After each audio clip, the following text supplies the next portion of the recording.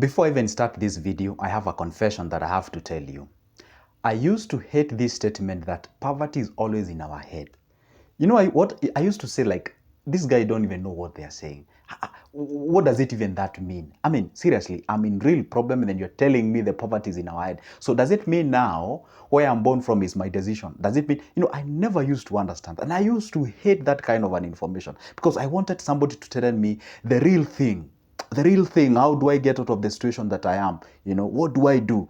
Where can you tell me tomorrow to go and at least make some cash? You get the thing.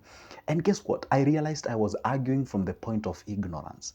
And I was like, wait a minute. Until I paid attention to one of the guys who is my mentor. And I realized, by the way, it's very true. Poverty starts in your head before it goes in your pockets. Simply mean poverty starts in your mind before it goes to your pocket. It is true. Some of the things that we do in life, it's actually more mental than it is as we are seeing them. Guess what? Somebody told me that we don't see things as they are. We see them as we are. And I was like, what the? Really? Yes, that's the reality. And before I actually explain my point, because that's the whole point today, I want us to go slowly, step by step. And I really hope by God's grace that you'll be able to grasp what I'm about to tell you. Have you ever met somebody who so I have a cousin of mine, let me say that I won't mention names, probably they're watching this video. She used to tell me like, hey, see, nowadays there's no jobs, I don't even know what I can be able to do, this life is horrible, I don't know what I can be able to do, I don't even have somebody who can marry me, I don't know, she was a lady actually. So I was like, I used to listen to, have you ever met somebody who is so negative about life? It's because of the politics, it's because of where I was born from. I really wish if my parents took a little bit of time before giving birth to me, I wouldn't be where I am and all those kind of things. Yes, that maybe have a little bit of the truth in it, but hey, come on, what can you do? That's where you are. And I always tell people, hey, guess what? You can never choose where to be born from, but you can always make a decision where to retire to. That's very simple. You see, I always tell people, guess what? Control the controllables. If there are things that you cannot be able to control, then don't even think about them. Control the things that are controllables. And then from there, shift your mental. And guess what? Guess what? And I'm telling you these examples, and I hope you're really going to use it. You see, how you conceive things is how they actually dispense themselves into reality. Because we say that as a man thinketh, so he is. That's what you conceptualize. For example, can you go and watch a movie called Contagion? Contagion is an example, it's a copyright mirror of COVID-19. Everything, it's out there, even where the origin and let me tell you one thing. As a man thinketh, so he is. So you see, where you are seated right now and you're thinking, hey, you're giving yourself reasons. Why are you broke? Fine. I went to school, I did my best, then I do not have a job. Why? Government never gave me an opportunity. Here I am. I'm born out of the poverty. My family do not have and all those kind of things. Hey, guess what? I'm poor because someone is rich and all those kind of things. Guess what you do? You tend to accommodate and attract people who are thinking like you. And that's where you end up in these gardens, making a lot of noises and then thinking that you're making a difference and what have you. Let me tell you one secret what just happens. If you attract the negative energy, that's what you'll hover around with. By the way, have you been with an individual who, somebody in Swahili we say akona nooks? Meaning, this guy just have a bad omen. Like maybe when you go with him somewhere, you get caught by the police and you just got yourself into problems and what. There are people who hover around with negative energy. Excuse me. Now, they move around with the negative energy. And at that particular point, that's the time you realize, wait a minute. So it is very true. Poverty starts with your mental or starts with your brain before it goes into your pocket. Guess now what happens? Now, if you conceptualize the idea of there are no jobs. You conceptualize the idea like, hey, guess what? The opportunities are limited out there. You conceptualize the idea of, hey, guess what? Money is scarcity. It's a scarce commodity. It is not out there because that's what your parents used to tell you. Hey, guess what? Don't misuse money. Money doesn't grow on trees. Hey, you're not supposed to do that. Hey, this is... So guess what you do?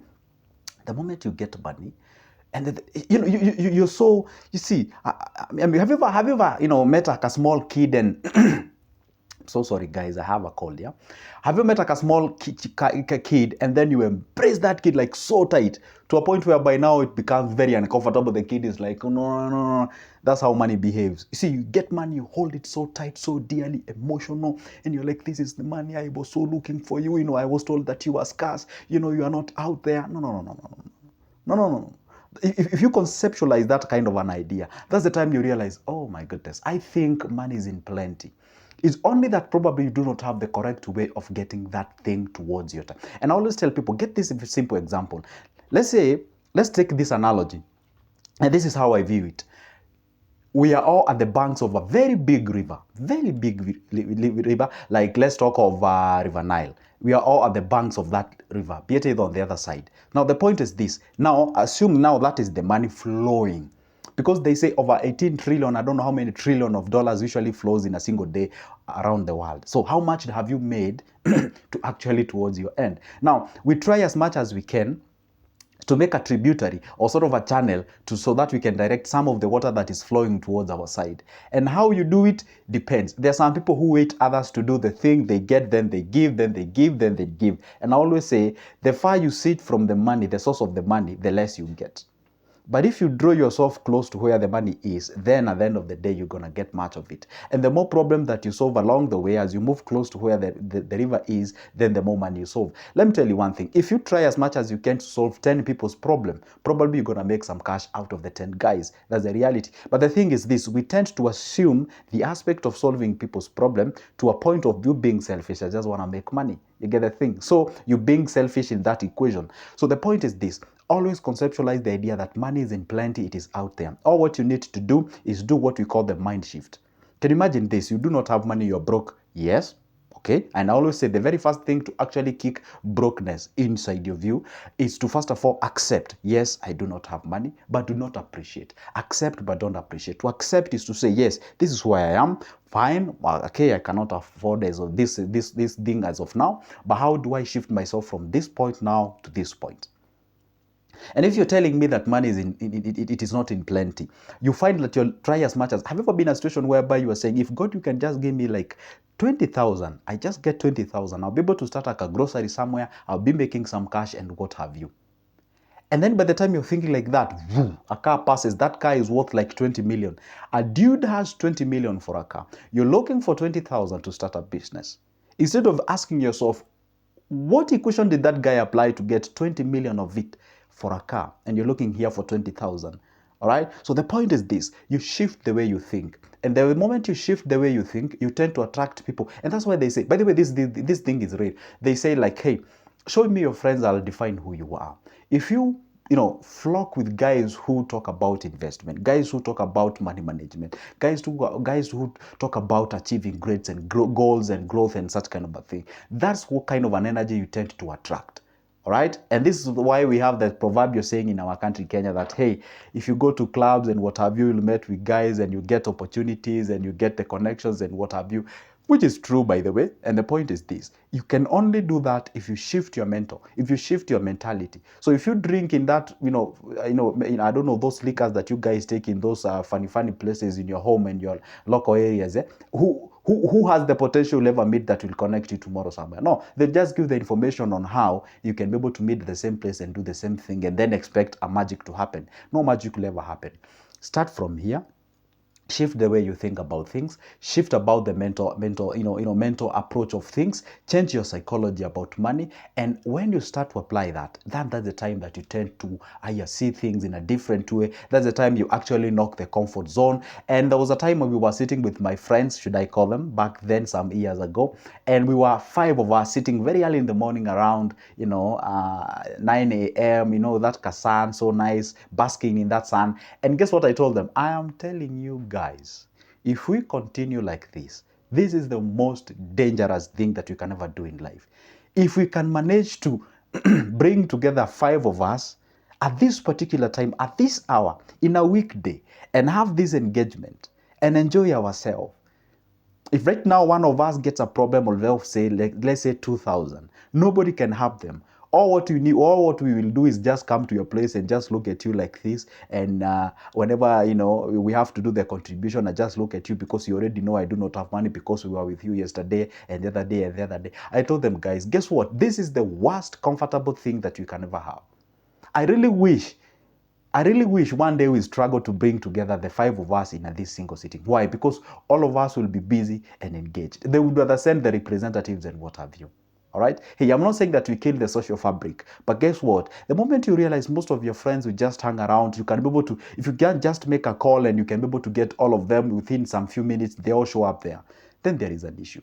Unless they are doing so if they have the Swift, like they have the cars and what have you, at that particular point you say, hey, you're heading on the right directions. But if your friends, you can just get them any moment you want, then you're getting yourself on the wrong direction. Because get what you'll do, you'll be able to, what you do, be able to, you know, sort of bring that synergy of negative mentality from that place. Probably you talk about, and I do not know why when people are broke, they talk much about the government, they talk much about the politics, they talk much about the money, and they do not talk about the money on the perspective of making it.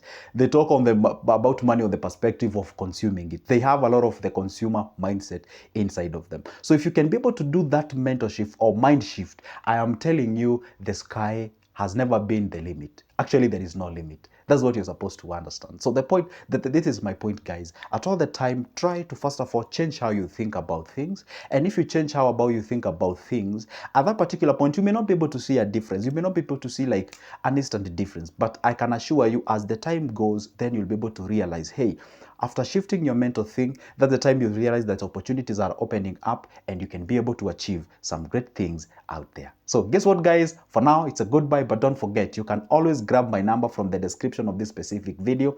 We have a conversation about investment for just a cup of coffee. My number is on the description of this specific video. For now, it's a goodbye. See you in the next one. Goodbye.